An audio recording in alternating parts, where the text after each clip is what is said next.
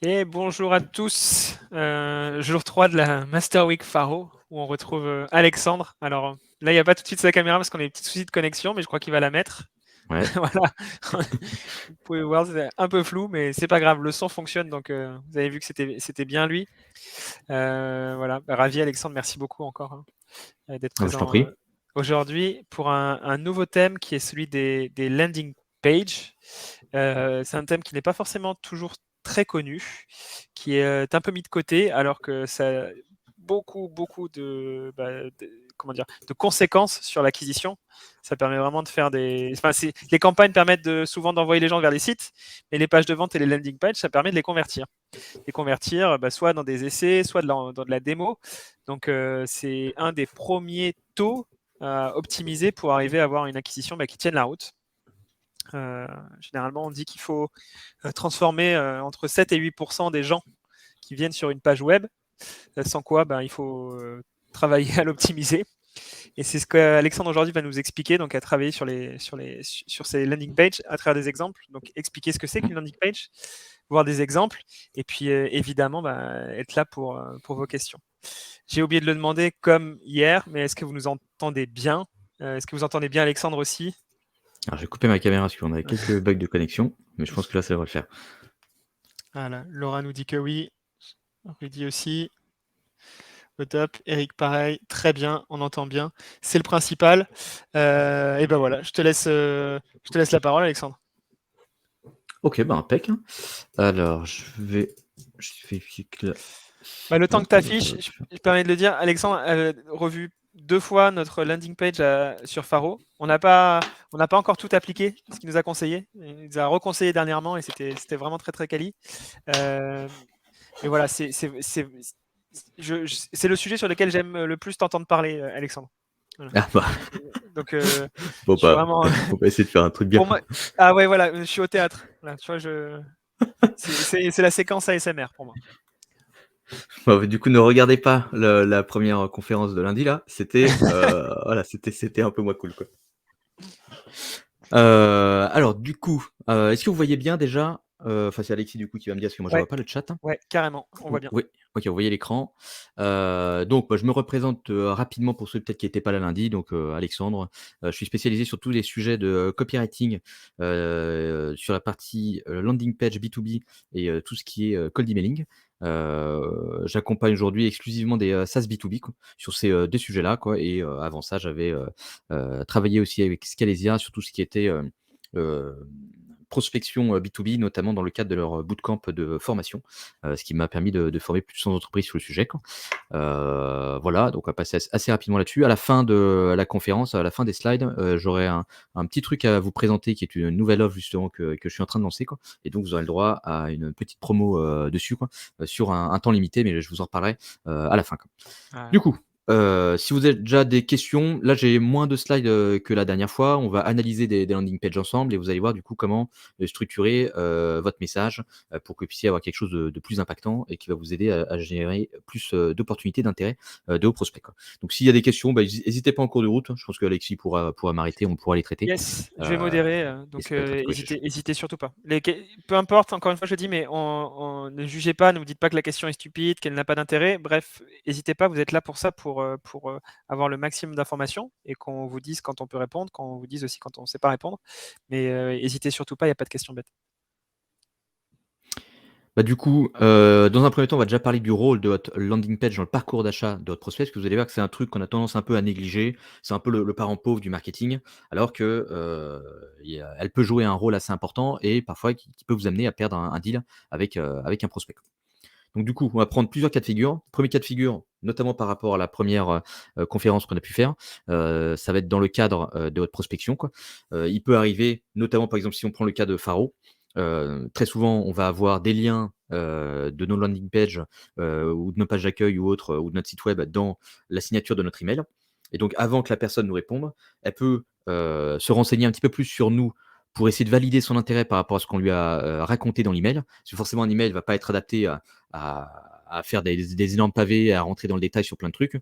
Donc il peut arriver que le prospect Si votre email a fait le job, il clique sur un lien dans votre signature ou bien dans votre mail pour aller regarder un petit peu plus ce que vous avez à lui proposer. Et là, si votre landing page ne fait pas le job, ça peut vous amener à perdre le prospect à ce moment-là, alors qu'en fait, votre email a fait le boulot, c'est juste que votre LP a mal terminé le boulot et ça vous a amené à ne pas recevoir de réponse du prospect, quoi.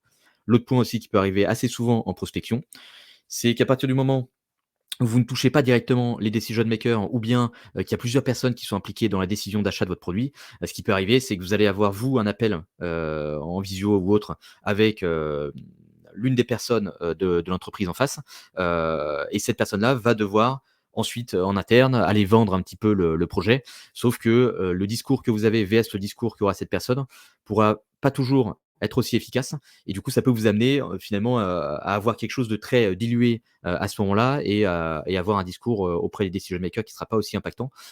Du coup, la landing page aussi va jouer un rôle à ce stade-là. C'est-à-dire que si vous avez un site qui est bien optimisé, si ces decision makers veulent en apprendre un petit peu plus sur vous par rapport à ce que vous pouvez proposer, etc., si votre truc est bien optimisé sur le message, vous savez que ça va vous aider à générer des opportunités et à générer un intérêt aussi auprès de ces personnes-là qui n'ont pas encore échangé avec vous à ce stade-là, quoi. Et le dernier point aussi qui peut arriver assez souvent, c'est que votre prospect, il a tout un tas de personnes, dans son réseau, notamment des gens qui ne sont pas forcément votre cible. Et même si ce ne sont pas vos cibles, si ces gens-là débarquent sur votre site web demain et ils comprennent, absolument rien à ce que vous faites, ça va être des promoteurs potentiels que vous allez perdre parce que en fait, c'est tellement pas clair ce que vous faites pour eux que, ils arrivent, potentiellement autour d'eux, ils ont plein de gens qui correspondent à votre cible. C'est juste que, comme vous n'avez pas mis les bons mots aux bons endroits, ils sont incapables de savoir qui est votre cible et quel est l'intérêt de votre produit. Du coup, s'ils ont une personne dans leur réseau qui aurait pu être intéressée par votre produit, ils sont incapables d'en parler. Et c'est ça qui vous amène encore une fois à perdre un petit peu du bouche à oreille parce que la LP n'a pas fait son boulot là-dessus, quoi. Du coup, ce qui est à retenir là-dessus, c'est que votre landing page, alors quand je dis landing page, déjà on va clarifier un petit peu ça. Ça peut être votre page d'accueil, ça peut être une page dédiée que vous allez utiliser dans une campagne, ça peut être le site web au global. Landing page, ça va être un peu la page que peut voir votre prospect avant de convertir. Et donc, un cadre de prospection, par exemple, ce qui peut arriver assez souvent, c'est qu'il va visiter votre site web, donc principalement votre page d'accueil. Et donc, votre page d'accueil peut jouer un rôle de landing page. Euh, du coup, votre LP, elle va jouer un rôle de vitrine auprès de la totalité de votre marché. Donc vous voulez pas que cette vitrine, elle vous vende, mal ou bien, elle vous vende avec un message qui est pas du tout, pertinent par rapport à ce que vous proposez réellement dans votre boutique. Donc c'est important de garder que, la LP va susciter un message qui va être véhiculé sur la totalité de votre marché. Donc faut pas se louper là-dessus parce que ça peut vous amener, du coup à perdre pas mal, de deals, ou bien de pistes potentielles à cause de ça. Donc, pour vous aider là-dessus, on va parler de ce petit concept qui s'appelle les 5 étapes du parcours d'achat. En anglais, le vrai nom, c'est Stage of Awareness. Ça, c'est un concept qui a été popularisé par un copywriter américain qui s'appelle, Eugene Schwartz. Donc c'est un vieux copywriter des années 50-60. Normalement, je crois qu'il est mort aujourd'hui, donc c'est terminé, vous pouvez plus le trouver, quoi. Et en fait, ce truc-là vient d'un bouquin, qu'il a rédigé à l'époque, qui s'appelle, Breakthrough Advertising, qui est l'un des bouquins de copywriting le plus cher à date, parce que ça coûte une blinde. Parce qu'il a été peu produit et il n'y a pas eu de vraie réédition par la suite. Du coup, si vous trouvez un exemplaire original sur eBay, par exemple, vous allez voir que ça coûte assez cher. C'est une Donc, c'est valeur pas, refuge. voilà, c'est une valeur refuge et c'est pas hyper simple à trouver, quoi. Et donc, si vous voulez y jeter un œil, j'ai une version française quelque part de ce truc-là qui a été traduite, je ne sais pas par qui, je ne sais pas quand. Je crois que c'était un truc québécois. Donc, si vous souhaitez l'avoir, n'hésitez pas à me ping. Il se trouve normalement assez facilement sur le web, mais je vous recommande plutôt de le lire en anglais. Donc, comment ça se présente? C'est assez simple. En gros, c'est les 5 étapes par lesquelles va passer un prospect avant, de passer à un acte d'achat. Donc la première étape, ça va être la phase unaware, c'est-à-dire, c'est là où d'ailleurs se situent la plupart, des gens sur votre marché. C'est-à-dire ce sont des gens qui n'ont pas conscience d'avoir un problème, donc ils ne font rien. C'est-à-dire, je n'ai pas mal, donc je ne veux pas commencer à chercher une solution puisqu'en fait, j'ai même pas pris conscience que, finalement j'avais mal. À partir du moment où votre prospect a pris conscience qu'il avait un problème, là, il passe à la phase problem aware et là pareil, potentiellement, vous pouvez vous retrouver avec pas mal de prospects qui restent bloqués à ce stade-là, parce qu'en fait, ils ont un problème, mais ils ne sont pas forcément au courant que sur le marché aujourd'hui, il existe des solutions pour régler le problème que vous avez, quoi. Du coup, en fait, ils vont rester bloqués ici en mode: «Je sais que j'ai tel problème, mais en fait, il y a pas de solution, et du coup, bah, je reste là avec mon truc, quoi». À partir du moment où ce prospect apprend qu'il existe des solutions sur le marché. Là, on considère qu'il est solution aware et à partir du moment où il découvre votre produit comme étant une solution potentielle, là, il passe à la phase product aware et la phase finale, c'est donc la phase most aware où votre prospect a décidé que votre produit était le meilleur pour, régler, son problème et donc là, c'est normalement le stade où il est chaud, où il est prêt à acheter. Mais là, pareil, vous pouvez vous retrouver avec des prospects, qui vont, procrastiner pendant des mois avant de passer à l'action. Et du coup, il y a des petites techniques aussi ici pour essayer de les faire passer à l'action et ne pas les amener à rester bloqués à ce stade-là, alors que vous avez fait tout le boulot, en amont. Donc je vais vous, transposer tout ça avec un exemple, concret par rapport à la réalité, et vous allez voir en fait quel est le problème avec la majorité des landing pages aujourd'hui. Donc c'est un exemple qui est un petit peu absurde, mais comme on fait le parallèle avec la réalité, vous allez mieux comprendre, pourquoi c'est un problème dans un contexte, B2B, quoi. Donc là, on prend un patient qui va, voir son médecin. La personne, a un rhume, donc il va demander au médecin, s'il peut l'aider et cetera. Le médecin va lui sortir un truc comme ça: «Oui, j'ai le remède pour ton rhume, mais en passant aussi, j'ai trouvé le remède au cancer, je vends ce truc-là 40 000 balles, est-ce que ça t'intéresse?» Et vous allez vous retrouver avec ce type de réponse qui est complètement logique. «Bah, ton truc, je pense que ça va aider énormément de monde et cetera, sauf que pour moi, bon là j'en ai pas besoin parce qu'en fait moi j'ai juste un rhume». Donc je vous prends cet exemple un petit peu absurde pour vous montrer qu'en fait s'il n'y a pas, de problème, ça ne sert à rien de pousser une solution. Et le souci avec les landing pages aujourd'hui, c'est quand vous allez, sur la plupart des landing pages B2B, les boîtes sont obsédées par leurs produits.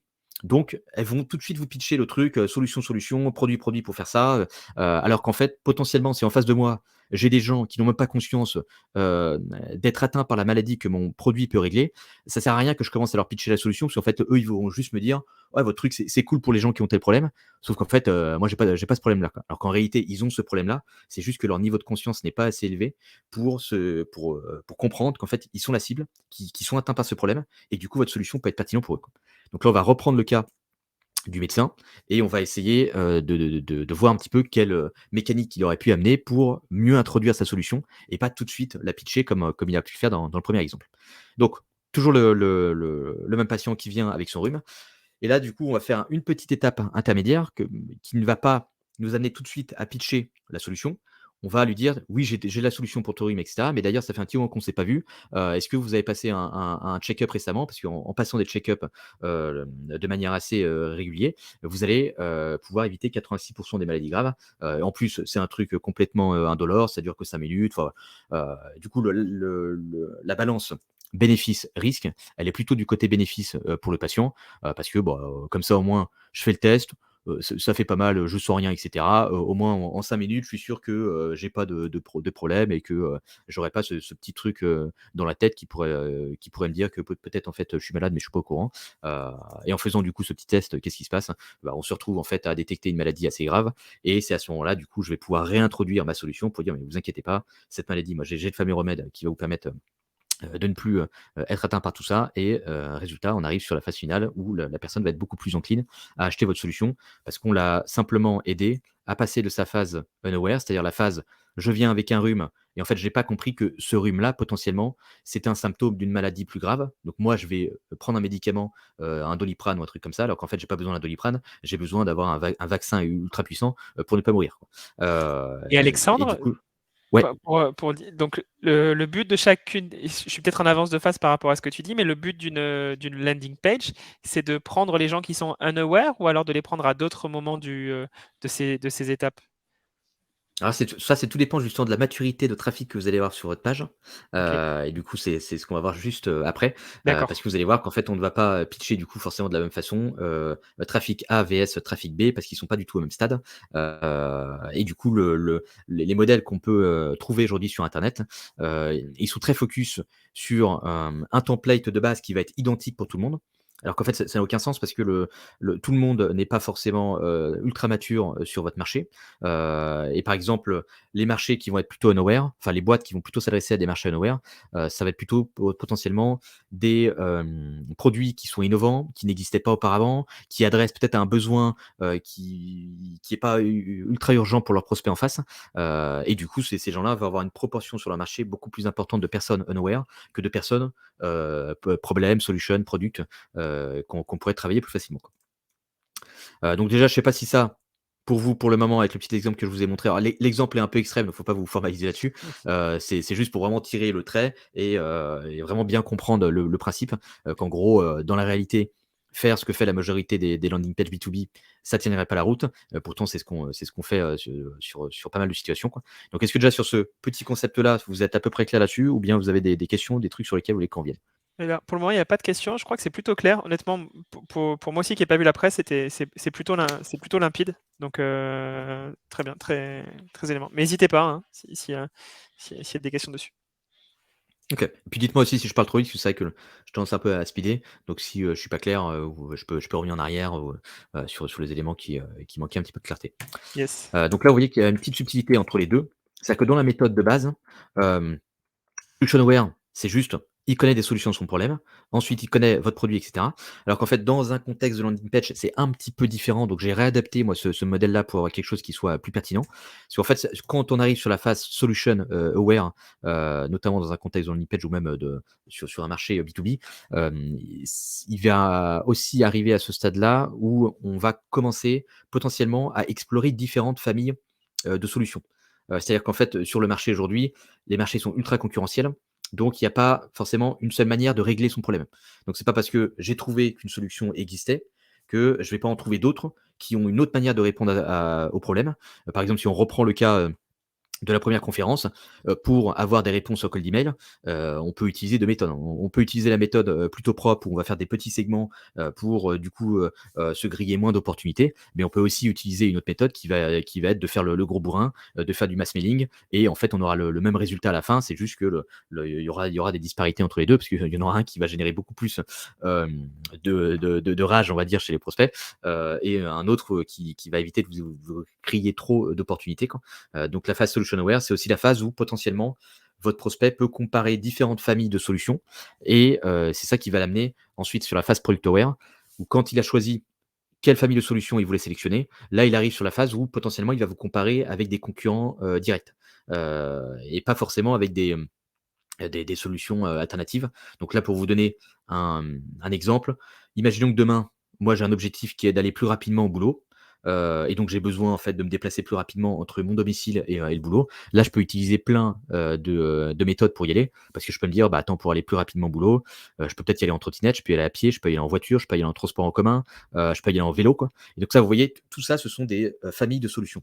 Et donc si j'arrive sur une landing page qui commence à me dire: «Bah, nous, on est la meilleure trottinette, pour aller au boulot, machin et cetera». C'est pas forcément le bon message parce que je suis au stade où je me dis: «Non, mais déjà, je suis pas sûr de prendre une trottinette». Parce que j'hésite entre un vélo et le transport en commun parce que, la trottinette, c'est galère, faut recharger le truc, machin, blabla, transport en commun, bon, il y a d'autres galères, et le vélo, pareil, je vais avoir d'autres galères. Donc là, vous voyez qu'en fait, si j'ai un message qui est un petit peu trop avancé, je vais perdre une partie de mes prospects parce qu'ils vont pas enfin, je n'aurai pas le bon message par rapport à leur stade de maturité actuel. Donc Donc, si je suis solution aware, ouais, tu as une question?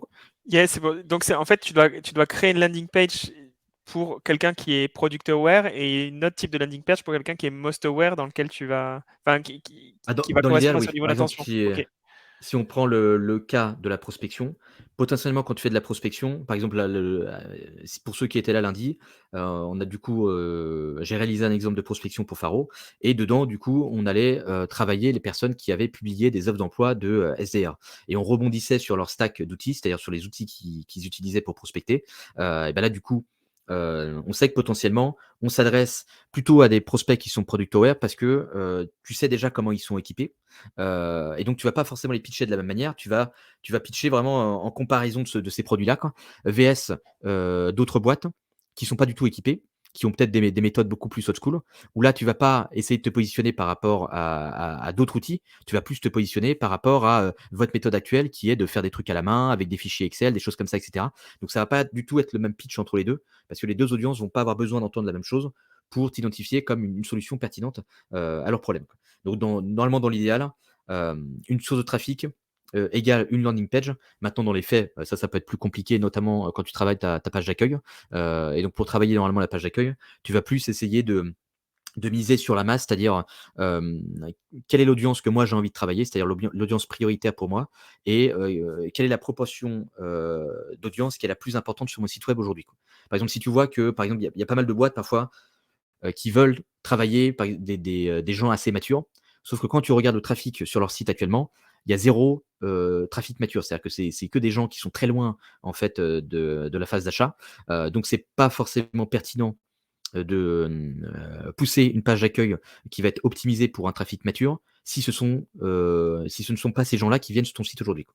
Donc là, en gros, il faut essayer de voir en gros quelle est la plus grosse proportion de trafic qu'on peut travailler et qu'on arrive à convertir pour en gros privilégier cette source de trafic-là et avoir un message qui pourra matcher pour cette audience, quoi. Hyper intéressant. Donc ouais, il y a vraiment une analyse même du trafic au départ qui est à faire et on construit le landing page en fonction de ça, en fonction de la maturité qui est en Voilà. face. On Bah, du me coup, pose je vais comment montrer des petits reconnaître exemples, sauf les si alors ouais, tu as des, juste pour la question qui était de Noémie qui me demandait comment reconnaître les différents trafics sur, Analytics, bah, on peut reconnaître les différentes sources. Si vous traquez, ouais. vous avez la possibilité de pouvoir traquer les liens, enfin d'insérer et vous voyez par exemple si des gens qui viennent, je sais pas, je dis un exemple, hein, mais, qui viennent de LinkedIn, qui viennent de YouTube, qui viennent de vos campagnes email. Mmh. Ou qui viennent directement de la partie Google, qui ont tapé votre nom peut-être sur Google, bah, tout ça, ça vous donne des indications sur leur point de départ, en fait, sur comment ils ont réussi à vous connaître initialement. Et donc, bah, si vous ont connu initialement, je sais pas, par une vidéo YouTube, bah, potentiellement, ils sont déjà un tout petit peu plus au courant de votre solution. Mmh. Et donc, bah, vous allez arriver sur une landing page qui est. Je reprends ce que tu dis là, hein, Alexandre, Mmh. tu me corriges évidemment. Mais donc, on va plutôt les faire atterrir sur une page qui est un petit peu plus avancée. Alors que si c'est vraiment juste j'ai tapé le nom de la société, bah, peut-être que la personne est dans une étape un peu de curiosité, dans lequel on va un peu plus rassurer, et dans une étape peut-être un peu moins avancée, en tout cas de son cycle. Mmh.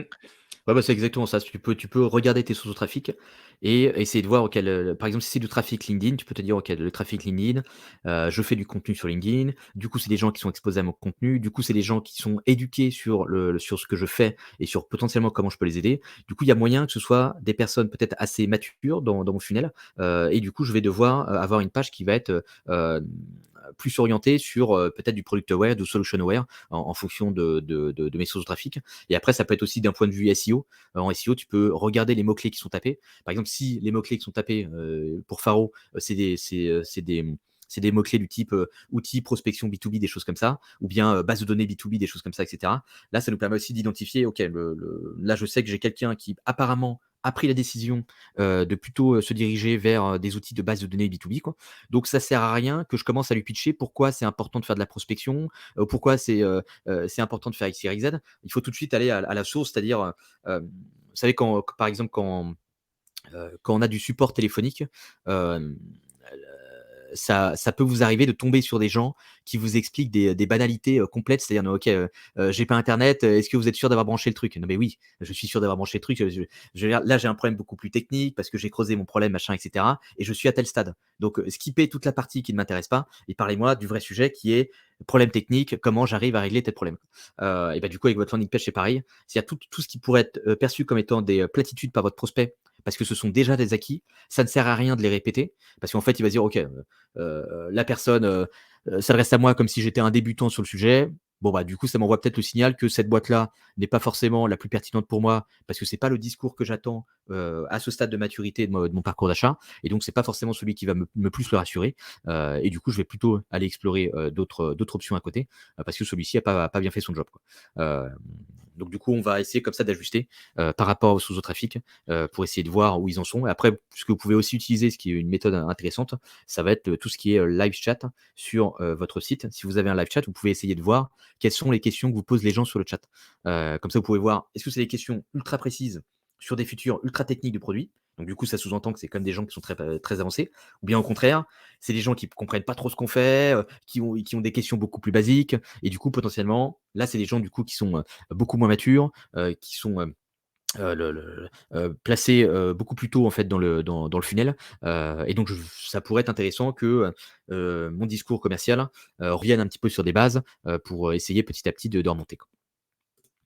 Mais je vais vous montrer ça du coup avec des exemples concrets. Donc là, on va essayer de voir comment on convertit un trafic unaware en problem aware. C'est-à-dire on s'adresse à des gens qui n'ont pas de problème, enfin en tout cas qui n'ont pas conscience d'avoir un problème. Donc là, l'enjeu, ça va pas être de leur vendre la solution, ça va être de leur vendre le problème avant d'introduire la solution, quoi.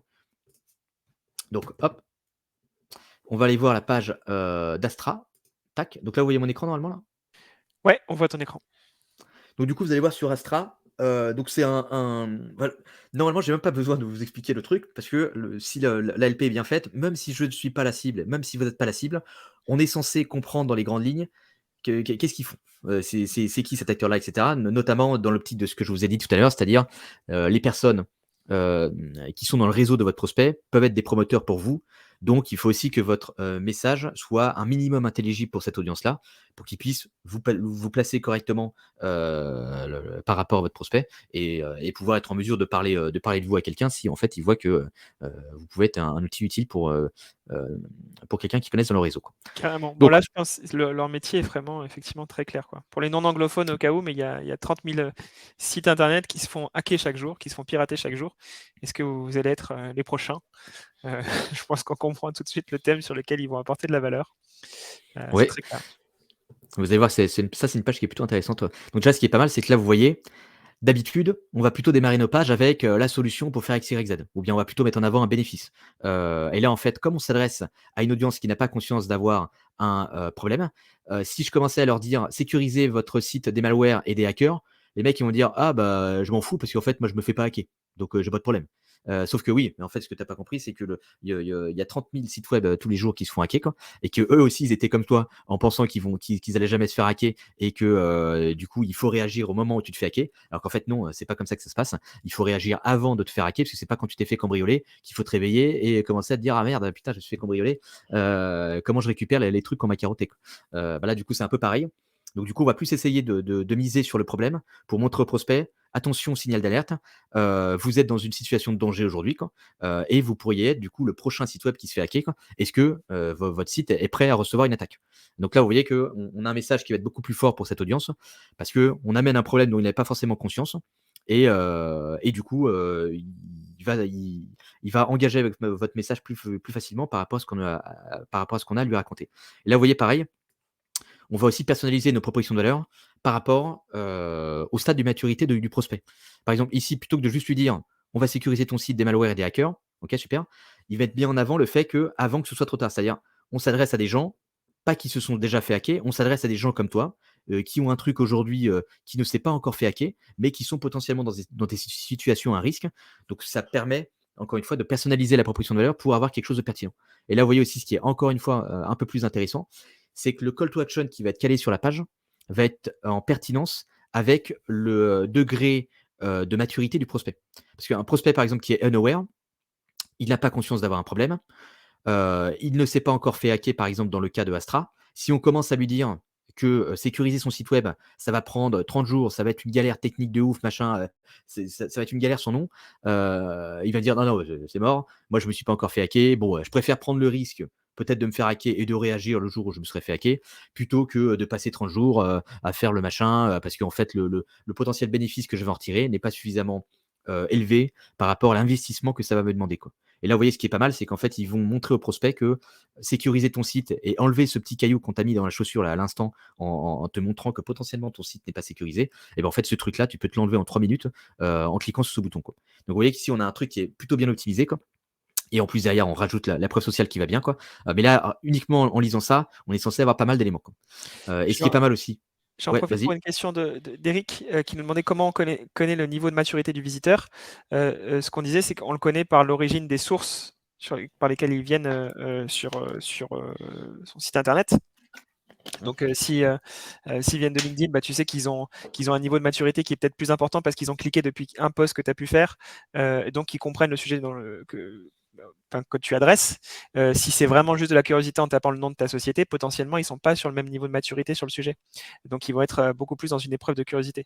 Ensuite, la deuxième chose, souvent, c'est que quand votre société elle est petite, et je me permets d'ajouter ce point-là, Alexandre, hein, Ouais, vas-y, vas-y. évidemment, tu me corriges, mais souvent, quand la société est petite, on a tendance à aller un tout petit peu plus loin sauf sur les produits très très innovants, mais aller un tout petit peu plus loin, à s'adresser à des gens qui ont un peu plus conscience, parce que ben, l'effort marketing, il est moindre. Donc c'est beaucoup plus facile de convertir quelqu'un qui a déjà conscience de son problème, qui connaît déjà un petit peu les solutions, Mmh. et lui dire pourquoi on est meilleur, plutôt que de prendre quelqu'un qui ne connaît rien au sujet, et dans lequel ça va peut-être vous prendre 6 mois pour arriver à le convertir.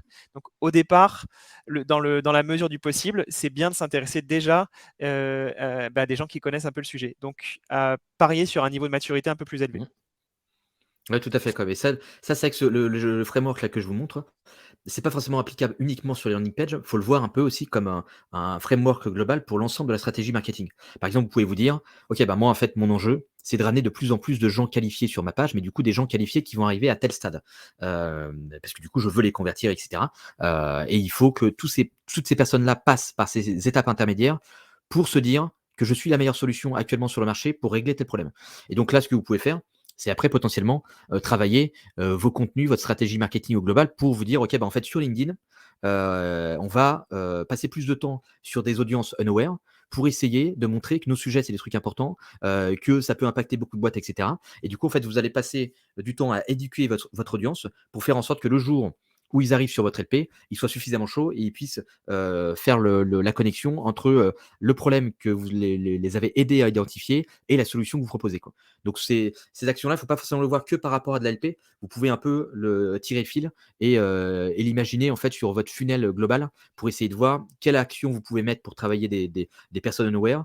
Qu'est-ce que vous pouvez mettre pour aller travailler peut-être des gens qui sont solution aware, donc qui sont en train peut-être de comparer des grandes familles de solutions ou qui se demandent comment je peux régler tel problème. Et ça, bah, du coup, sur des requêtes SEO, vous pouvez tenter de faire des choses là-dessus.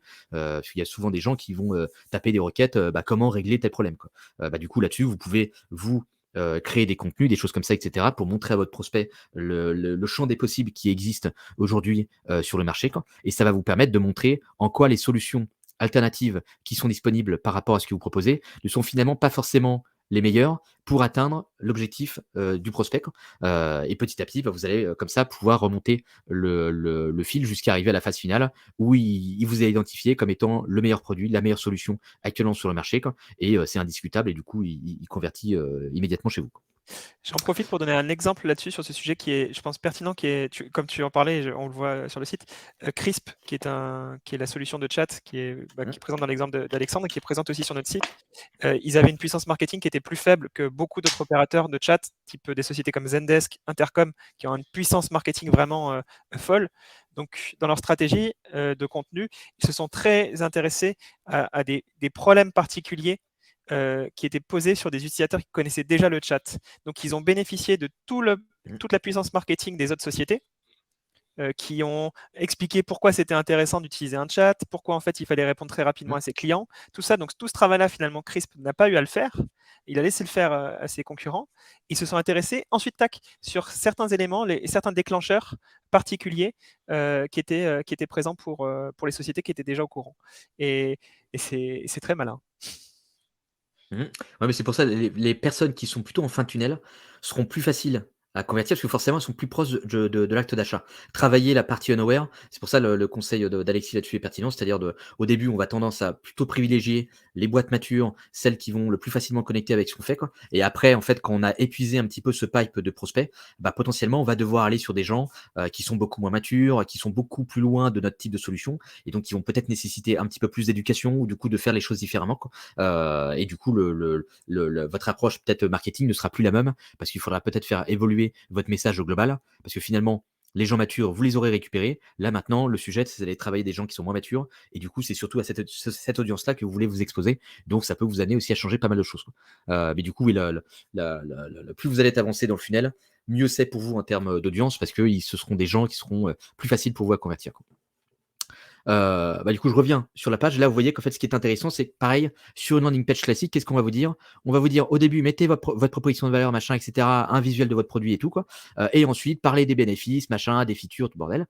Sauf que vous voyez, ça peut marcher à partir du moment où vous avez un prospect qui est ultra mature sur votre produit, quoi. Où du coup, lui, il veut savoir, OK, est-ce que vous avez telle feature, tel machin, tel truc, et du coup, il veut rentrer dans le dur plus rapidement. Sauf que si je m'adresse à des gens qui sont unaware, ça sert à rien que je commence encore une fois à leur pitcher la solution ils ne sont pas convaincus du problème. C'est-à-dire que si j'essaye de vous filer un Doliprane, alors que vous êtes convaincu de ne pas avoir mal à la tête, vous allez me dire: «Non mais arrête quoi, stop, stop tes conneries là, je ne veux pas de ton Doliprane quoi». Alors que si j'essaye de vous montrer qu'en fait, vous avez mal à la tête, vous avez une migraine, vous avez quelque chose et que vous arrivez à vous convaincre en fait que ce problème est réel pour vous, là vous allez être beaucoup plus enclin à accueillir ma solution, quoi. C'est pour ça qu'ici, au début, on commence à actionner un problème, mais c'est pas uniquement une phrase qu'on va convaincre quelqu'un d'un problème. Là, il faut continuer à appuyer sur le problème pour lui montrer que en fait sa situation, elle est très grave, enfin elle est assez pénible et elle peut être assez dangereuse. Et du coup, s'il ne fait rien, l'impact pourrait être un peu énorme pour lui, quoi. Et donc c'est pour ça que vous avez cette section là sur le site où là en fait on ne va pas pitcher la solution, on va plutôt essayer de lui montrer que son site web actuel n'est pas préparé pour recevoir une attaque.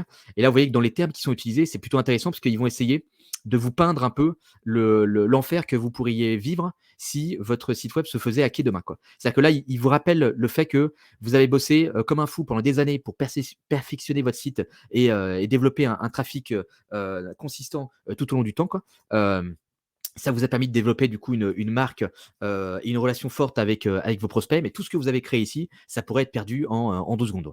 Et donc là, vous voyez qu'en fait, ils essayent de vous rappeler. Tu te souviens de tout l'acharnement que tu as mis là-dessus, toute la valeur que tu as mis là-dessus, et cetera, pour avoir ce site que tu as là aujourd'hui. Bah, imagine demain, le truc n'existe plus, c'est fini. Tout ça, tu le kills. Donc là, vous commencez à vous dire: «Ouh là, putain, si tout ça c'est mort, moi j'ai plus de business, quoi». Donc pas possible, quoi. Et donc là, vous voyez pareil sur le côté, ils vont essayer de vous montrer être atteint par un malware sur votre site. Qu'est-ce que ça veut dire? Bah, ça veut dire qu'en fait, vous allez avoir un site qui est complètement shutdown, donc il est mort, quoi, il y a plus rien, quoi. Vous allez avoir des pertes de financières, et des pertes d'utilisateurs. Vous allez perdre la confiance, de vos clients et finalité aussi, vous allez être blacklisté de Google, donc vous ne serez même plus visible sur les moteurs de recherche. Donc là, vous voyez que le problème devient beaucoup plus palpable pour le prospect parce que je lui montre concrètement la situation qu'il pourrait vivre si, bah, en fait, il ne s'équipe pas de ma solution, quoi. Et donc là, ça va être beaucoup plus compliqué pour lui de partir de la page à ce stade-là parce que s'il part et qu'il se rappelle de: «OK, attends, imagine, je suis blacklisté de Google, j'ai ça, j'ai ci, j'ai ça», ouais, non, c'est pas possible ça, c'est pas possible. Je n'ai pas envie de vivre cet enfer-là. Donc si je peux éviter cet enfer en 3 minutes de temps, bon, bah, je vais peut-être plutôt sécuriser mon truc en 3 minutes, plutôt que de prendre le risque de vivre un truc comme ça, quoi. Et là, vous voyez que ce qui peut arriver, c'est qu'à partir du moment où le prospect est convaincu du problème, si votre marché est assez mature et qu'on est au courant qu'il existe d'autres solutions alternatives qu'on peut utiliser pour régler ce problème, bah, il peut arriver la question de: «OK, je suis convaincu que j'ai besoin de sécuriser mon site, mais du coup, pourquoi je dois aller, sur votre truc alors qu'en fait il y a plein de trucs aujourd'hui, qui existent pour sécuriser mon site?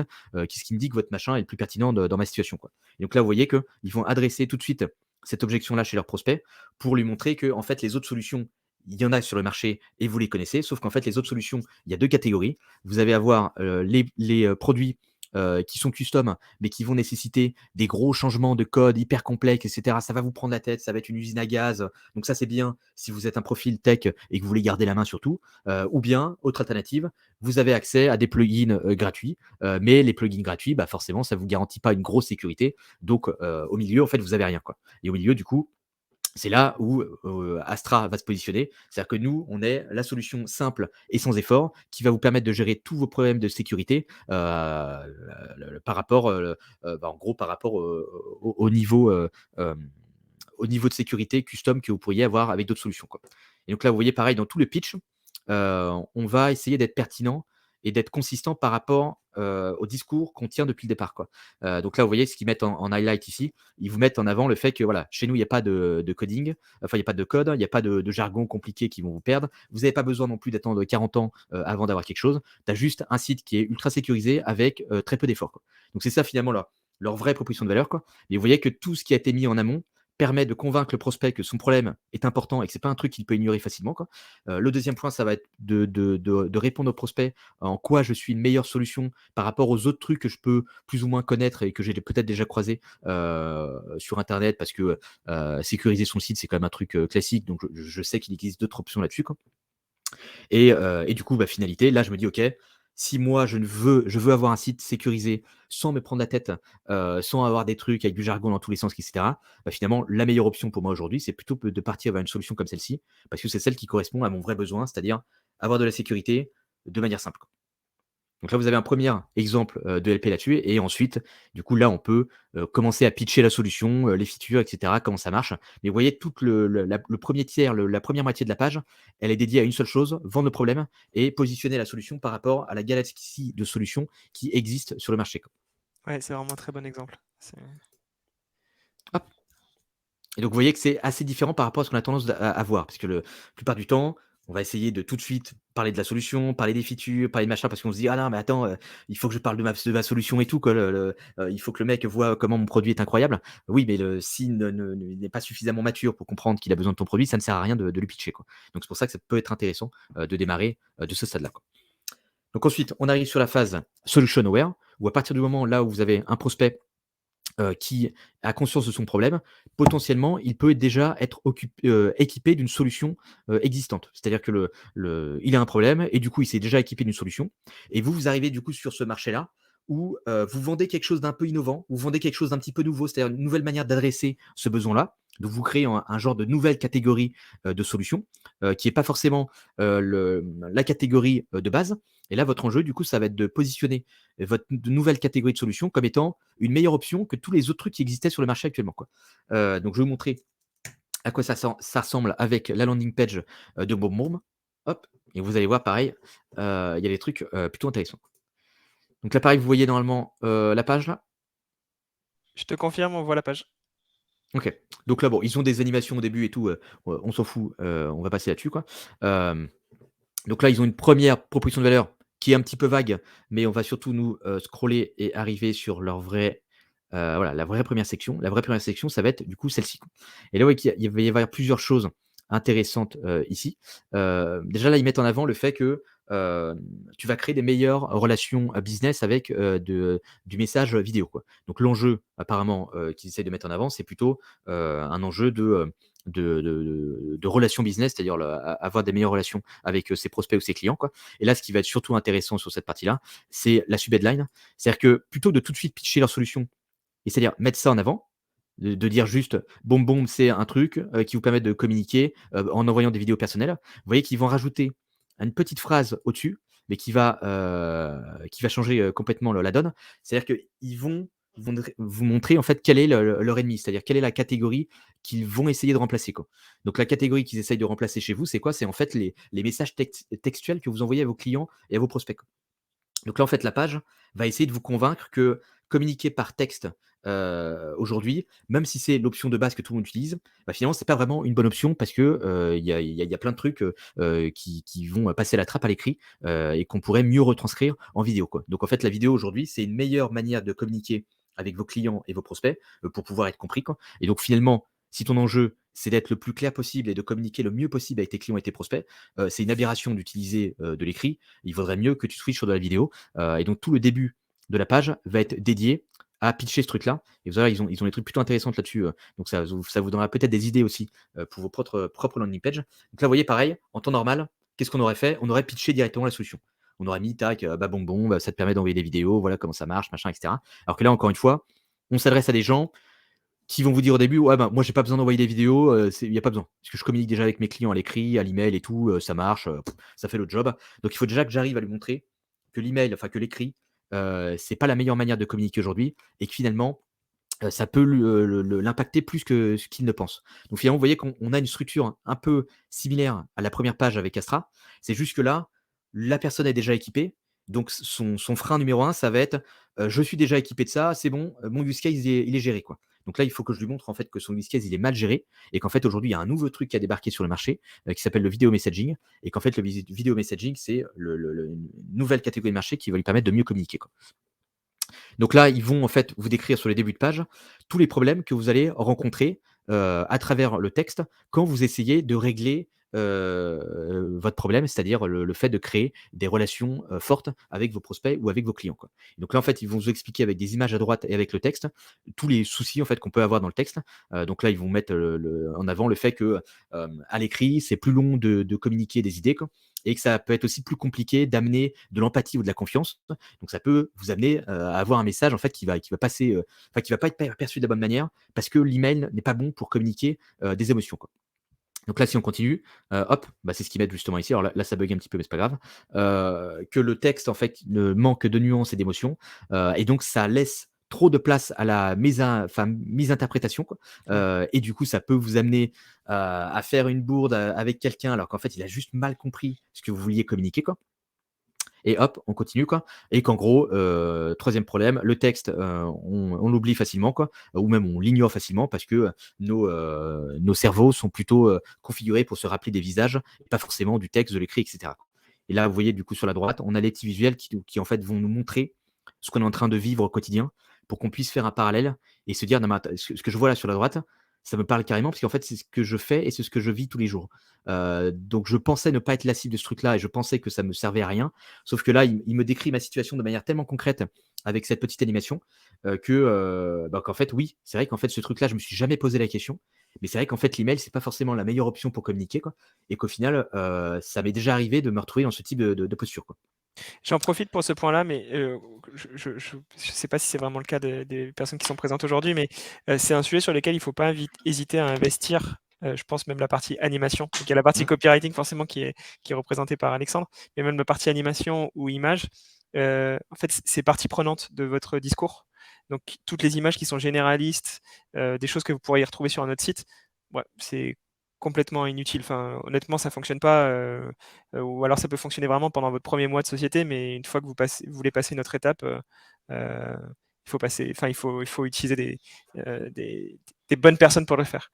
Et justement, Mmh. Noémie, tu as une question sur les outils là-dessus. Il peut y avoir des outils, mais je pense que c'est une vraie expertise en fait d'arriver à faire des animations. C'est pas Mmh. forcément non plus ce qui coûte le plus cher, mais il faut pas hésiter à pour le coup voir un freelance qui travaille bien. Nous, je sais qu'on avait travaillé avec Noémie Isser, si je dis pas de bêtises, je pourrais mettre son nom, qui avait travaillé sur le site, qui était très bien. Et il faut juste expliquer aux gens ce que vous voulez. Et derrière, ils peuvent vraiment vous aider sur les animations. Ouais, ça c'est vrai que là, on se focus sur copywriting. Mais ce qu'on oublie en fait dans le copywriting, c'est qu'en fait l'écrit, c'est juste un médium pour communiquer un message. Et en fait, l'enjeu, du copywriter, c'est pas forcément de focaliser absolument sur du texte. Parfois, en fait, il faut se poser la question de: «Quel est le meilleur médium pour Tu as communiquer le raison. message que Ouais. je veux communiquer, quoi?» Donc en fait, parfois ça va être l'écrit et parfois on va se dire en fait là, le truc est tellement, par exemple dans le cas de Faro, quand on a un produit comme Faro avec une UX qui est bien léchée et cetera, ce sera beaucoup plus compliqué de décrire l'expérience à l'écrit et ça aura beaucoup moins d'impact, VS montrer une vidéo, montrer une photo, enfin ou montrer une animation qui montre réellement comment ça marche.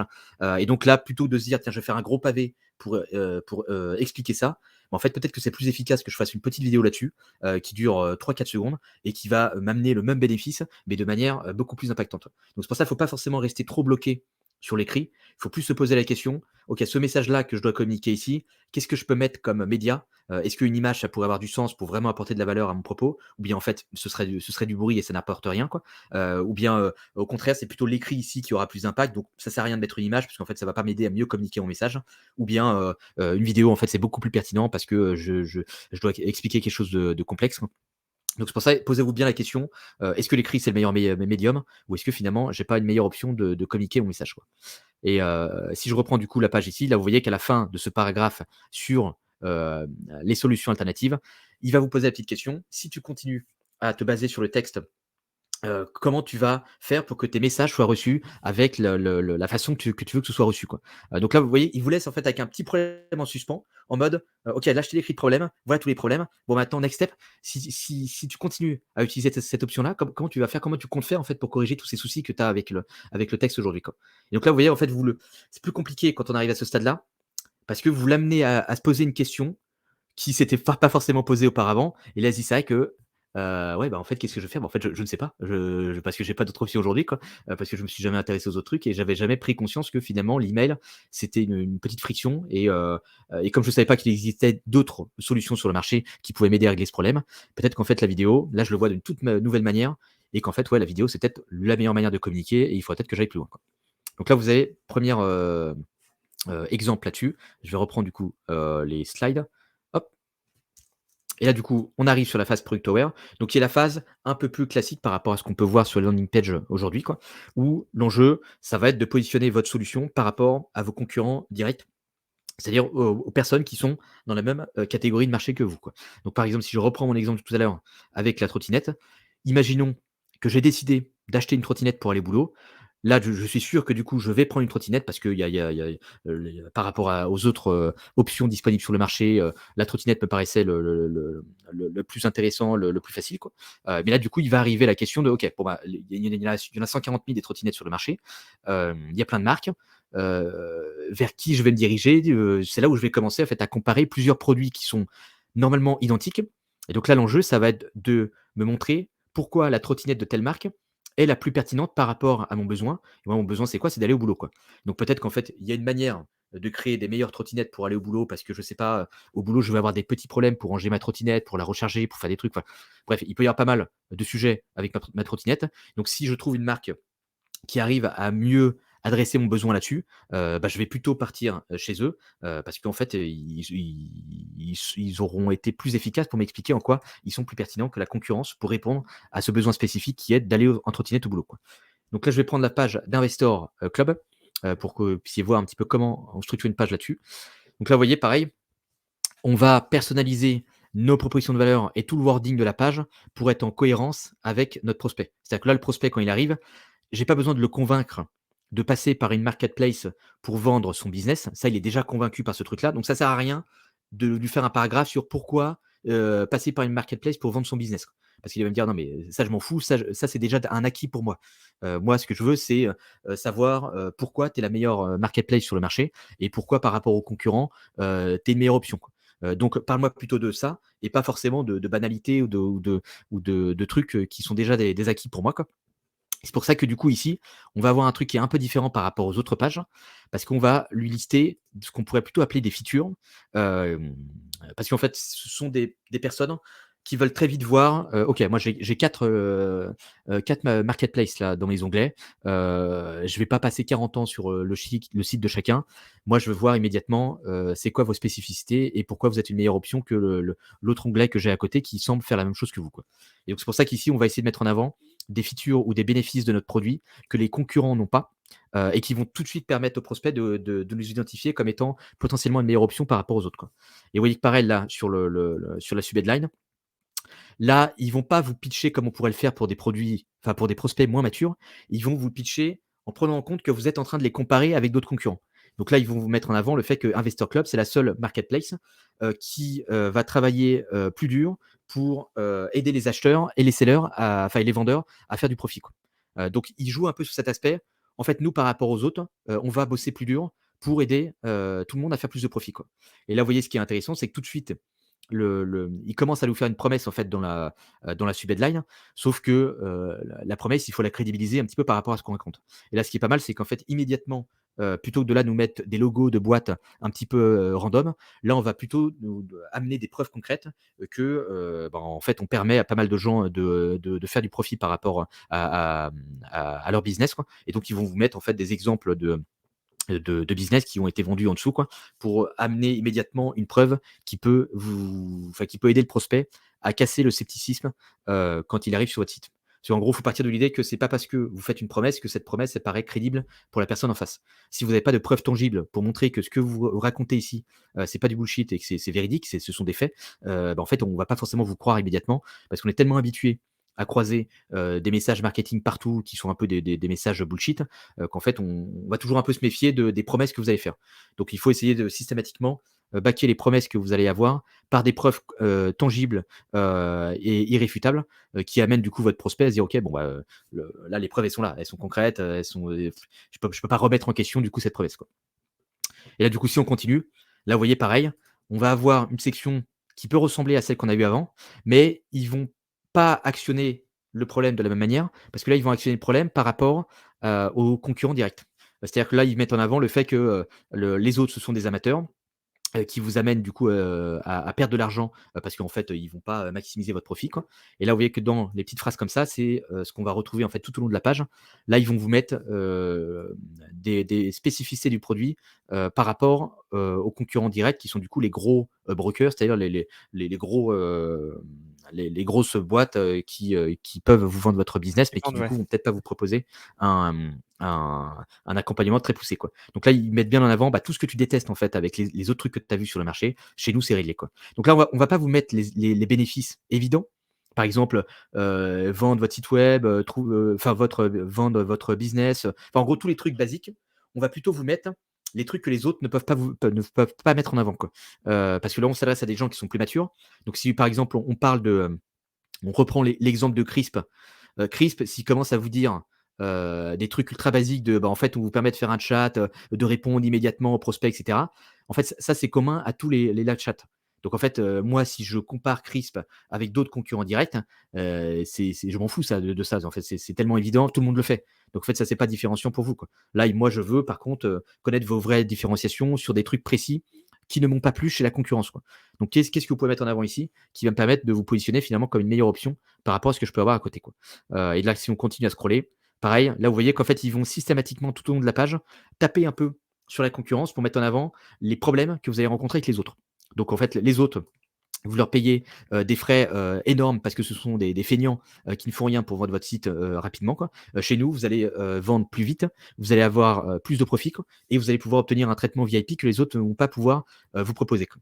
Et donc, vous voyez, toute la page en fait va être tournée avec ce message-là parce qu'on s'adresse à des gens matures et en temps normal, du coup, on aurait peut-être eu quelque chose de différent parce qu'on s'adressait à des gens du coup beaucoup moins matures et qui se posent peut-être la question de vendre leur business mais qui l'ont jamais trop réfléchi. Et du coup, ces gens-là, je ne vais pas pouvoir leur pousser le même message parce qu'ils ne sont pas aussi avancés dans le funnel, quoi. Donc là, je ne sais pas si avec ces quelques exemples-là, vous voyez un petit peu comment ça s'articule et comment vous pouvez optimiser l'existant que vous avez, quoi. Mais ça vous amène à voir qu'en fait, il n'y a pas un template miracle pour tout le monde, qu'en fait, il y a, on va dire, plusieurs templates qu'il va falloir adapter par rapport à la maturité de votre trafic, quoi. Ouais, extrêmement clair sur les trois sujets, effectivement. Donc, c'est relié à la maturité. Et en fonction de cette maturité, bah, vous avez un discours qui est très différent. Est-ce que Investor, par exemple, aurait pu pourrait juste, bah, justement, on peut prendre l'exemple d'Investor, est-ce qu'ils se positionnent uniquement sur cette étape ou ils ont d'autres landing pages qui sont plus en amont? Est-ce que c'est. Bah ça, je n'ai pas regardé, mais on peut voir. Mais je pense que ils ont peut-être d'autres landing pages plus en amont, mais ça, c'est leur home page de base. Donc je D'accord. pense que la bonne partie de leur marché, en tout cas peut-être eux, ont une profondeur de marché suffisamment importante sur des gens matures pour se dire: «J'ai pas besoin d'aller chercher des gens pas matures». Parce qu'en fait, sur les gens matures, il y a déjà des problèmes, chez les concurrents, et du coup, il y a déjà une audience qui trouve pas son bonheur auprès de la concurrence directe. Donc, autant se positionner là-dessus et aller récupérer tous les mécontents, qui sont allés à la concurrence, et du coup, potentiellement, tu vois, ils ont peut-être pas encore épuisé cette audience pour pouvoir aller sur des audiences, moins matures. Du coup, à ma connaissance, ils ont que celle-ci, mais potentiellement en paid et tout, tu vois, ils peuvent avoir d'autres Ouais. pages, d'autres trucs, mais qui sont du coup des pages plus planquées qu'on va pas forcément trouver facilement de notre côté, quoi. Ouais, elles sont pas centrales. OK, d'accord, très bien. Non, très, très clair. Franchement, pour moi, c'était j'ai pris un cours en direct. Je ne sais pas comment vous l'avez vécu sur le chat, mais n'hésitez pas à nous dire si justement c'est clair ou pas ce qu'a pu faire Alexandre. Enfin, mais Bah, il reste un dernier franchement, petit exemple merci, hein. qui va peut-être vous faire sourire. Ah bah, je t'en prie, quoi, bah, c'est le but de ces petites conférences, hein. Donc le dernier exemple, du coup, là, vous arrivez sur un prospect must aware, c'est-à-dire c'est la personne, elle sait qu'elle va acheter chez vous. Et ça peut peut-être vous arriver en prospection. C'est-à-dire, c'est des gens, vous allez les pitcher, le call se passe bien, et cetera. Mais ils vont vous dire: «Ouais, bah, après réflexion, ouais, c'est peut-être pas le meilleur moment, machin, blabla, ou on va y réfléchir un petit peu, machin, et cetera». Et en fait, ils vous disent: «Si on fait ça, on est sûr qu'on va passer par toi». Ça c'est sûr parce que voilà, on sait que tu es vraiment la meilleure option par rapport à ce qu'on a pu voir sur le marché, et cetera, quoi. Mais du coup, ils peuvent rester comme ça bloqués pendant des mois, alors que vous avez fait tout le boulot en amont pour les amener à ce stade-là. Et ils vont vous dire: «Bah, de toute façon, je vais y réfléchir parce qu'il y a rien qui me pousse immédiatement à passer à l'action». Donc en fait, demain, vous serez encore là, demain, vous serez encore disponible, demain, votre produit sera toujours là. Donc bon, je vais pas rusher, je vais peut-être un peu réfléchir, et en fait, la phase de réflexion peut les amener à mettre votre produit un peu de côté, à passer à d'autres trucs, et finalement, on perd un prospect chaud, alors qu'en fait, il aura fallu essayer de le convertir plus rapidement, quoi. Et donc il y a une manière, de convertir ce type de prospect, quoi. Alors là, je vous ai pris l'exemple de Lego, ça peut être un autre exemple, et Lego joue beaucoup sur cette mécanique, parce que Lego a tendance à faire assez peu de promotions sur ses gros produits, quoi. Et le problème, c'est qu'en fait, Lego, ils sont en concurrence avec beaucoup d'autres e-commerce sur le marché, parce que Lego n'est pas le distributeur exclusif de leurs produits. Donc, Lego sont souvent plus chers en fait que les autres e-commerce ou ce que vous allez pouvoir avoir en magasin. Donc, en fait, ils ont un enjeu de comment on fait pour faire en sorte que nos acheteurs ils privilégient un achat chez Lego et pas chez les autres trucs à côté, quoi. Et comment on fait pour les pousser à acheter toute l'année, alors qu'en fait, nos trucs, ils sont tout le temps là, et donc ils pourraient remettre leur achat au lendemain, quoi. Et donc ils ont trouvé une petite mécanique qui permet de faire acheter leurs clients au prix fort toute l'année, alors qu'en fait, il y a moyen d'avoir les trucs à moins cher à côté. Et donc pour ça, en fait, ils vont proposer, donc c'est ce que vous avez ici sur l'écran, ce qu'ils appellent des GWP, donc c'est des Gift with Purchase, donc c'est des cadeaux à l'achat, et ce sont en fait des petits Lego cadeaux qui du coup sont exclusifs à Lego et qui sont exclusifs à des achats sur Lego, mais qui sont aussi exclusifs à des achats sur Lego dans une période donnée. C'est-à-dire que c'est pas un truc que vous allez pouvoir avoir toute l'année, ce sont des périodes en fait de promotion où souvent ils vont en avoir une ou deux par mois, où en fait, une fois par mois, vous allez avoir un truc cadeau qui est offert à partir de X euros d'achat. Donc souvent, les paniers d'achat sont assez élevés. Parce que là, vous voyez au-dessus, je ne sais pas si vous voyez, parce que c'est en tout petit, mais il y a un truc, reçoit un cadeau pour tout achat de plus de 250 euros, quoi. Ouais, c'est ça, Donc on du voit coup, 250. il y a une tonne de monde qui vont acheter des trucs qui coûtent une blinde, alors qu'ils auraient pu les avoir moins cher à côté, parce qu'il y a le petit truc cadeau supplémentaire et que ce sont des fans qui veulent absolument avoir tous les trucs. Et parfois, les petits cadeaux qui sont offerts, il y a aussi une spéculation qui se met en place aussi sur les Lego. Donc en fait, il y a certains cadeaux qu'on peut avoir sur certaines périodes qui vont susciter beaucoup plus d'intérêt, donc qui vont être assez rapidement en rupture et du coup qui prennent assez vite de la valeur sur le marché secondaire. Donc il y a aussi un intérêt derrière pour essayer de se faire un petit peu d'argent en revendant quelques mois ou quelques semaines après le cadeau qu'on a pu recevoir, quoi. Ouais. Et du coup, ça, c'est une mécanique qui est mise en place par Lego pour pousser les acheteurs à passer à l'action. Donc, en gros, comment vous pouvez le faire ça en B2B, quoi. Apple, par exemple, parfois le fait. Apple, pareil, c'est pas des marques qui ont l'habitude de faire des promotions, parce que ça dévalue la qualité du produit et ça, je vous motive aussi à pas forcément le faire parce qu'il y a des boîtes qui vont avoir tendance à closer uniquement en faisant des promos et du coup, toute l'année, ils vont se Et cette picouzer mécanique qui se met en à place la tout le temps, promotion ouais. Mmh. et du coup, ouais, à la fin, en fait, votre produit, on se dit: «OK, le produit», par exemple, il y a une marque qui fait ça, partout sur YouTube, c'est, NordVPN. NordVPN, le prix public, c'est dans la tête de beaucoup de gens, je pense, ce n'est plus le prix public. Parce qu'ils font tellement des promotions de partout, tout le temps, avec des influenceurs et cetera, qu'on se dit: «OK, si j'achète au prix public, je suis un énorme pigeon». Et donc du coup, ça, c'est le risque, quand vous faites des promotions. C'est que si vous en faites trop souvent ou si vous en faites de manière non justifiée, ça peut amener l'idée chez vos prospects de, OK, bah, en fait, le prix qu'ils ont de base, c'est pas le vrai prix et il vaut mieux que j'attende d'avoir une promo pour passer à l'action. Et du coup, en fait, vous allez commencer à dévaluer la valeur de votre produit en jouant sur cette mécanique de promotion, alors que c'est pas forcément la meilleure méthode. Et du coup, comment ils font chez des boîtes comme Apple ou autres pour ne pas jouer sur la promotion pour faire acheter? Bah, en fait, il peut arriver à certaines périodes de l'année, chez Apple, en fait, qu'ils vont vous offrir un petit truc supplémentaire. Par exemple, parfois, ça peut être des AirPods. Si vous achetez un Mac qui coûte 2 000 balles et ben, en fait, sur telle période de temps, entre, septembre et octobre, vous allez pouvoir avoir des AirPods qui sont offerts, quoi. Donc en fait, le prix du Mac ne va pas changer. C'est juste que vous allez avoir un cadeau, bonus, donc similaire, en fait, à ce qu'on peut avoir sur Lego, qui va vous éviter de dévaluer la qualité du produit, quoi.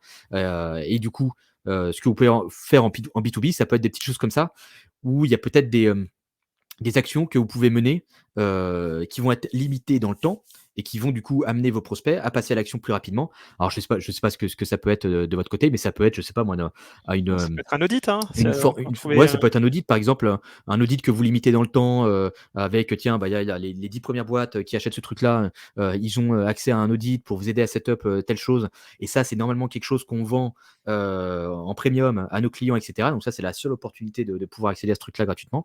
Par exemple, c'est ce qu'a fait, Lemlist il y a pas très longtemps. Avant, ils avaient une formation payante sur la prospection, et ils l'ont, je crois, offert. Alors je crois ils ont continué à l'offrir aujourd'hui, quoi, mais ils auraient pu limiter ce truc-là dans le temps pour essayer de booster un peu des périodes en termes de closing et essayer d'inciter leurs prospects à passer à l'action, quoi. Du coup, ça, c'est le genre de mécanique que vous pouvez essayer, mais il faut essayer d'amener en fait un petit effet d'urgence pour pousser vos prospects à passer à l'action et à leur montrer que si tu ne passes pas à l'action maintenant, tu prends un risque parce qu'il y a moyen que demain, en fait, tu ne puisses pas accéder à ce que je te proposais aujourd'hui. Donc il faut essayer de trouver des raisons tangibles à l'urgence. Par exemple, une raison tangible en prospection, ça pourrait être le fait que, OK, on est une petite entreprise et comme on est une petite entreprise, on ne peut pas accompagner tout le monde en même temps. Donc là, j'ai 2 places de disponibles chez moi pour un accompagnement sur XYZ. Par contre, vous n'êtes pas la seule personne que j'ai contactée sur le sujet. Si c'est une opportunité qui vous intéresse, je vous invite à tout de suite réagir, parce qu'en fait, quand les 2 places seront prises, il y aura plus de dispo et il faudra peut-être attendre plusieurs mois avant que ça se libère. Et du coup, là, vous voyez qu'en fait, le produit il est identique, hein. C'est juste que vous avez une urgence tangible, parce que vous avez une raison logique derrière qui vient justifier votre urgence, quoi.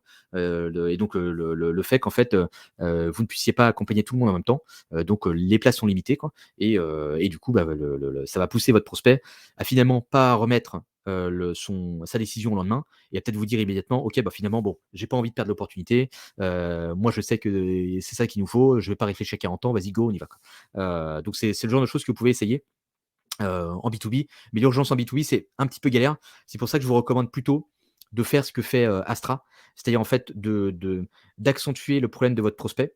Et en accentuant le problème de votre prospect, vous amenez de l'urgence, parce que ça va être plus compliqué pour lui de partir de votre page et de se dire, ok, je prends tel risque en ne passant pas à l'action. Et donc ça, vous rendez en fait le fait de ne pas passer à l'action tellement inconfortable qu'il va avoir beaucoup de mal à ne pas passer à l'action. Puisqu'en Ouais. fait, il va se rappeler de ce que vous avez raconté, et cetera. Et là, vous dites, ouais, c'est vrai que si je ne fais rien, c'est vrai que si je ne passe pas à l'action, qu'est-ce que je fais? En fait, je ne fais rien. Et plus je ne fais rien, moins j'ai de résultats. Moins j'ai de résultats, plus je suis dans la merde. Plus je suis dans la merde, plus je prends le risque que mon truc meure. Bon, du coup, il y a aucun sens que j'attende. Autant passer à l'action maintenant. De toute façon, je sais que je vais devoir acheter ça à un moment donné. Je passe à l'action et terminé. Au moins, ça c'est plié, quoi. Donc voilà pour la petite conférence d'aujourd'hui. Et du coup, en Au parlant, en top. parlant d'appel à Ah bah l'action là, on voit tous les ressorts et là. Là, d'urgence, tu l'as. là, vous voyez, voilà, du coup, c'est pas forcément la bonne mécanique de mon côté. Mais alors là, c'est une nouvelle offre du coup que je suis C'est un tout juste en avantage. train de lancer, quoi. Et du coup, exceptionnellement, je fais une petite promo là-dessus, notamment pour vous qui ont participé au webinaire sur Faro, où en fait, je vais pouvoir faire un feedback sur votre landing page B2B.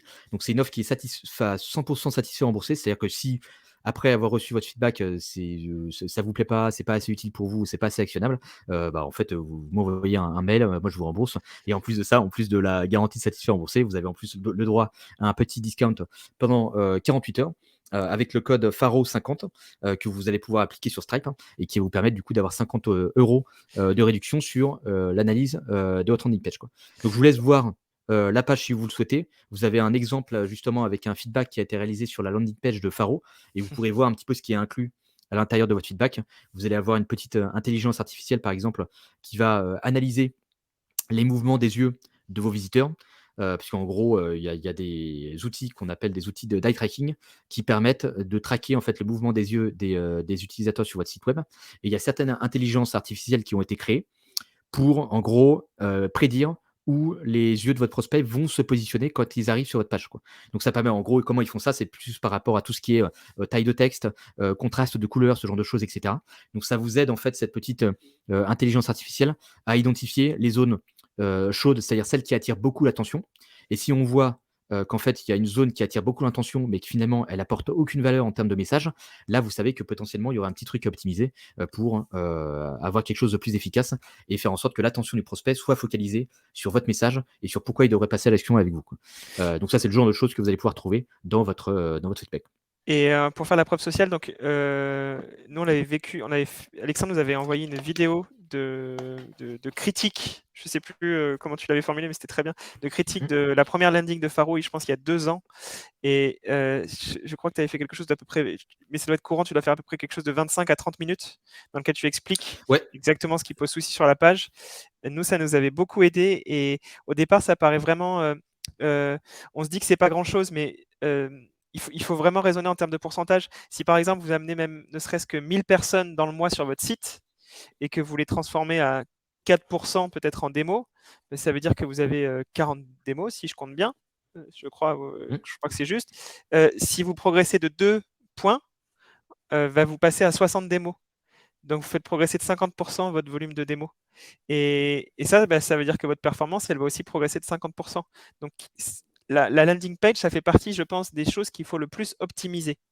C'est un travail quasiment constant dessus parce que c'est là où il y a beaucoup de volume en fait. C'est là où il y a quasiment le plus de volume. Donc il faut pas, c'est un sujet sur lequel il ne faut pas hésiter à investir, à se faire accompagner. Et je pense que pour le coup, je peux en témoigner. J'ai fait ce qu'a fait Alexandre. C'est pas, c'est pas un scam, c'est vrai du tout. C'est vraiment très bien. Voilà. Ouais, j'espère que c'est pas un scam. De toute façon, Non, mais tu vois, c'est pour ça, ça que j'ai mis une juste pas garantie satisfait influenceur. remboursé. J'ai en soi pas tellement d'intérêt à le dire. C'est simplement, c'est très bien. Ouais, c'est vrai que ce qui est important à dire, c'est vrai que là, il y a pas d'affiliation non plus. C'est vrai que ça, c'est juste un code que je fais pour vous, mais il y a pas de rétribution derrière à Faro et Ah c'est oui, pas un non, truc non, non. d'affiliation ou autre, hein. C'est vrai, c'est un truc, comme ça qui est juste, offert parce que vous étiez là, aujourd'hui, parce que c'est la semaine aussi du lancement, de cette, nouvelle offre, quoi. Parce que ça, jusqu'à maintenant, en fait, je le proposais uniquement en sous-marin aux clients qui me le demandaient, quoi. Parce qu'en fait, les offres d'accompagnement que je propose, j'avais souvent un gap entre le prix d'entrée qui est assez élevé, quoi, et finalement, parfois, le besoin de certaines personnes où ils viennent me voir plus avec, on a déjà quelque chose, parce qu'on en a retravaillé notre landing page ou notre site web. Avant de le mettre en ligne, on veut juste vérifier qu'on n'a pas fait une grosse connerie quelque part, et du coup, on veut corriger ça avant qu'il soit trop tard, quoi. Et donc, en Ouais, fait, c'est plus des gens qui cherchaient un peu à valider que tout était bon et qu'il n'y avait pas une grosse erreur ou un petit truc à optimiser avant de mettre live. Et c'est pour ça, du coup, que j'ai créé cette offre-là, c'est pour pouvoir mieux répondre à ce besoin-là, pour vérifier qu'en gros, votre page vous fait pas passer à côté de quelque chose. Parce que ce qui peut arriver assez vite, c'est qu'en fait, quand on a la tête dans le guidon, quand on crée son site web ou sa landing page, on a tellement bossé dessus qu'il y a plein de trucs, avec un regard extérieur qui après coup vous paraît évident, ouais. mais qui sur le coup en fait vous les voyez plus parce qu'en fait, cette phrase vous l'avez lue 100 fois, la page vous l'avez vue 100 fois, et du coup à la fin en fait on a des œillères énormes sur notre propre travail où on n'arrive plus du tout à se mettre dans les chaussures de notre prospect et à se dire: «Non mais ça c'est tellement évident en fait que ce truc là n'est pas bon». Mais en fait mais je suis tellement focus sur mon truc que je n'arrive plus à prendre ce recul là et c'est ça qui peut nous amener à avoir parfois des messages qui sont complètement à côté de la plaque, alors qu'avec un petit regard extérieur, vous pouvez les identifier et corriger les quelques éléments qui ne vont pas, quoi. Ouais, carrément. Donc c'est pour ça que cette offre, du coup, maintenant existe, quoi. Carrément. Je ne sais pas s'il y a des questions, s'il y a des choses qui vous paraissaient pas claires pendant le discours ou la présentation, en attendant de voir s'il y a des si ça bouge côté chat. Mmh. Bah, moi, Alexandre, je te remercie beaucoup parce que c'était vraiment j'ai personnellement beaucoup aimé. Donc Ah bah, bon, bah, tant mieux. c'est Au vraiment top. moins, ce sera utile pour toi. Si ça peut être Ah ouais, utile non, pour mais les pour autres. moi, bah, clairement, sur le sujet, je trouve que enfin, bien comprendre en fonction de ces quelques étapes et justement adapter le discours en fonction de la maturité de son prospect, ça paraît simple une fois qu'on le sait, mais effectivement, il faut le savoir au départ et avoir ça en tête, c'est ce qui permet d'éviter un discours trop généraliste, effectivement, ou une page de vente dans laquelle vous allez vouloir parler à tout le monde. Ce qui nous est arrivé, ce qui est encore un des écueils qu'on a sur notre page, hein, comme tu nous l'as souvent dit. Et, et ben, voilà, c'est vraiment des choses qui sont essentielles et qui, je vous répète, font gagner beaucoup, enfin des petits points en B2B. C'est vraiment des choses qui, à la fin, vous font gagner beaucoup sur votre performance commerciale. Donc, des fois, on se bat très fortement sur la partie sales en voulant transformer absolument Mmh. deux opportunités en plus. Mais en fait, la page de vente, ça fait vraiment arriver 20 personnes en plus. Donc, les, les échelles, en fait, sont pas du tout les mêmes. Bref, Ouais, puis faut se rappeler aussi que c'est vraiment ce côté vitrine où ça va être un point d'étape dans le funnel d'achat des prospects. C'est-à-dire avant ouais, d'acheter, ils vont peut-être, être exposés à votre site parce que, bah, attends, je vais quand même pas acheter un truc comme ça sans savoir un peu de quoi il en est, quoi. Et du coup, là, si le job de l'LP fait pas son boulot, bah, en fait, on risque d'avoir du coup un point d'étape qui va être une friction dans nos parcours d'achat. Alors que normalement, moi j'ai un petit, credo là-dessus, c'est-à-dire votre landing page, pour moi, elle doit faire le même job que votre meilleur sales. C'est-à-dire qu'elle doit être aussi efficace que ouais, votre meilleur commercial, quoi. ouais, C'est-à-dire que c'est le ça. discours doit être quasiment identique. C'est-à-dire vous avez confiance dans votre capacité en fait à mon truc a bien été optimisé par rapport à comment je le ferais dans la réalité, quoi. Et donc je peux techniquement envoyer quelqu'un qui n'a pas encore discuté avec moi sur cette page. Je sais qu'il aura 80 du message que j'ai envie de lui communiquer et que je communique si j'étais avec lui en vente en direct. Et là, vous avez vraiment quelque chose d'efficace parce que, vous avez, tout relié au bon endroit et ça vous permet d'avoir un parcours bien optimisé avec une landing page qui vraiment fait son rôle, c'est-à-dire son rôle de vendeur, 24 heures sur 24. J'ai une dernière question pour moi, vu qu'elle n'avait pas sur le chat, mais qui est souvent en partie marketing, on conseille de ne jamais utiliser vraiment de négation, que ce soit dans les messages. Est-ce que c'est quelque chose c'est-à-dire, je ne sais pas, mettre un message, arrêtez, enfin, ne perdez plus de temps sur ces actions qui vous prennent toute la journée, faites autrement. Est-ce que c'est une tournure de phrase maintenant qui est acceptée à l'intérieur des landing pages ou de nouveau, il faut continuer à avoir un discours qui est plutôt avec une formule positive? Je sais Non, pas si si, bah, j'étais ça très justement, clair dans. si, si, c'est intéressant parce que c'est souvent un truc, enfin une mécanique que je vais utiliser moi sur la fin des pages et je crois que tu utilises aussi, sur la page de Faro, quoi. Alors c'est plus sur le ton global, c'est-à-dire que par rapport à votre marché, il y a parfois une tonalité à avoir sur le copywriting pour pas faire scammy justement, pour pas donner l'impression que c'est du spam, enfin que ou c'est Ouais. une arnaque ou et par exemple, quand vous essayez de vous intéresser à tout ce qui est copywriting, vous allez vite être exposé à du copywriting, qui est plutôt lié au monde des infopreneurs. Et c'est pour ça d'ailleurs que moi je me suis spécialisé sur tout ce qui est SaaS B2B. C'est qu'en fait en B2B, tout ce qui est landing page, copywriting landing page, etc., c'est pas du tout bien adressé par rapport aux méthodos de base. Parce qu'en fait, tout ce qui est infopreneur, donc infopreneur, ça va être les produits d'information, donc des formations en fait, des formations où on vend du coup des informations à l'intérieur, quoi. Et du coup, ces gens-là ont tendance à s'adresser à des audiences qui sont très peu matures sur les sujets marketing, etc., etc. Et du coup, ils vont avoir des promesses ou un copywriting qui, par rapport à notre regard à nous, quand on est en B2B, peut paraître assez cancer ou un peu scam. C'est-à-dire, on a l'impression que c'est un peu de l'arnaque et tout, avec des grosses promesses, des grosses ficelles, des gros trucs, quoi. Et quand on essaye de faire ça en B2B, là, vous allez vous retrouver en fait à avoir une tonalité qui est complètement à côté de la plaque par rapport à ce que ont l'habitude de voir vos prospects. Et ils peuvent associer cette tonalité-là Ouais. à de l'arnaque, quoi, à du scam, des choses comme ça, quoi. C'est pour ça que sur certaines tours de phrases, il faut parfois essayer de bien situer où est votre marché, c'est-à-dire jusqu'où vous pouvez aller pour ne pas tomber dans un truc où on se dit oula, c'est écrit de manière un peu sale, ça, c'est écrit un peu de manière scammy, et du coup, j'ai pas l'impression que ça correspond à mes codes sur mon marché, quoi. Mais du coup, ça ne veut pas forcément dire que vous ne pouvez pas utiliser la négation. La négation, c'est très intéressant à utiliser parce que les prospects vont être plus motivés par rapport à une douleur que par rapport à un bénéfice. Mmh mh. Si je vous dis atteignez tel bénéfice ou tel résultat, VS, arrêtez d'avoir une hémorragie là qui vous fait hyper mal. Vous allez vous concentrer plus facilement sur votre douleur ou sur le côté négatif que sur le potentiel positif que vous pourriez avoir, quoi. C'est pour ça, par exemple, si on reprend le cas d'Astra, si Astra tournait ses trucs de manière positive, donc positive, donc en mettant en avant, bah tiens, avec ton site web, tu vas pouvoir avoir tel bénéfice, ça aurait beaucoup moins d'impact que de pousser le prospect à s'imaginer si tu ne fais rien, si tu continues à ne pas passer à l'action, voilà ce qui va se passer. Et ce qui va se passer là, c'est horrible et ça va beaucoup plus te motiver à te bouger. VS, le potentiel gain que tu pourrais obtenir grâce à nous, quoi. Ouais. Donc, quand le prospect ne bouge pas, ça peut être intéressant de plutôt focaliser sur ce que j'appelle le coût de l'inaction. C'est-à-dire, si tu ne fais rien, voilà ce que tu vas vivre. Est-ce que tu es prêt à vivre ce truc-là? Ou bien est-ce que tu préfères sign up sur mon produit, ça prend 3 minutes et au moins le truc là que je te décris, que tu pourrais vivre si tu ne passes pas à l'action, ça t'oublie, ça n'existera jamais. Et même au contraire, tu auras des bien meilleurs résultats par rapport à ce que tu as aujourd'hui, quoi. Ça aura beaucoup plus d'impact en fait de jouer là-dessus. Et c'est pour ça qu'on essaye d'avoir cette tonalité généralement sur la fin des pages, parce qu'à la fin de la page, c'est un peu vos dernières cartouches. C'est un peu le moment où, ok, le prospect a tout vu, il arrive à la fin de la page, et donc c'est un peu ma dernière chance de le convertir. Donc là, il faut que j'arrive à lui faire la petite tape dans le dos pour qu'il puisse passer à l'action et se dire ok, vas-y, go, j'y vais, on y va, comme ça au moins, voilà, je pars pas d'ici en prenant le risque finalement de vivre une mauvaise situation par la suite, quoi. Au Donc faut top. pas hésiter à utiliser cette mécanique si ça vous paraît pertinent par rapport à votre audience. Au top, bah super. Merci beaucoup Alexandre pour cette heure et quart sur les landing pages. Je pense que vous avez vu ben, le mécanisme qui existe, les 3 différentes, enfin les 4 différentes même landing pages qu'on a pu voir. Vraiment beaucoup d'enseignements dans ce webinaire-là. Merci.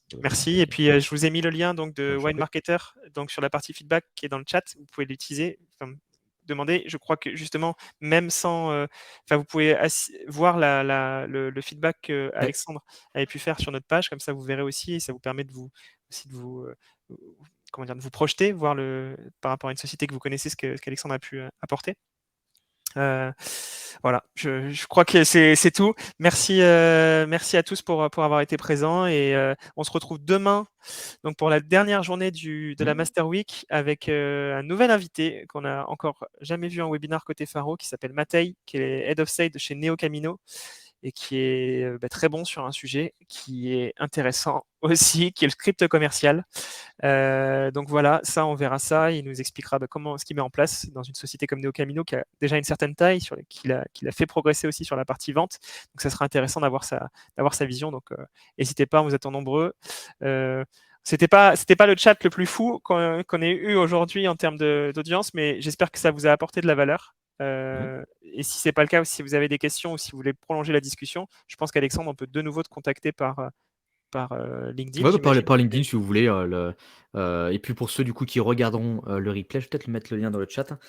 Quand vous le regarderez, peut-être que ce Ouais. sera live publiquement. Je viens de tout juste de lancer une newsletter justement d'analyse sur les landing pages. Donc si vous voulez aller plus loin là-dessus, parce qu'il y a des concepts forcément qu'on n'a pas pu aborder, parce que c'est un sujet assez large, je vous invite à vous rendre sur ce lien-là. Toutes les 2 semaines, vous allez pouvoir recevoir une analyse gratuite d'une landing page B2B, quoi. Et ça va vous permettre du coup de découvrir des nouvelles techniques, des nouvelles méthodes pour continuer à optimiser vos landing pages et à monter en compétence sur le sujet, quoi. Au top, super. Eh ben, je souhaite une bonne soirée à tous et puis on se retrouve demain. Merci beaucoup, Alexandre. Merci.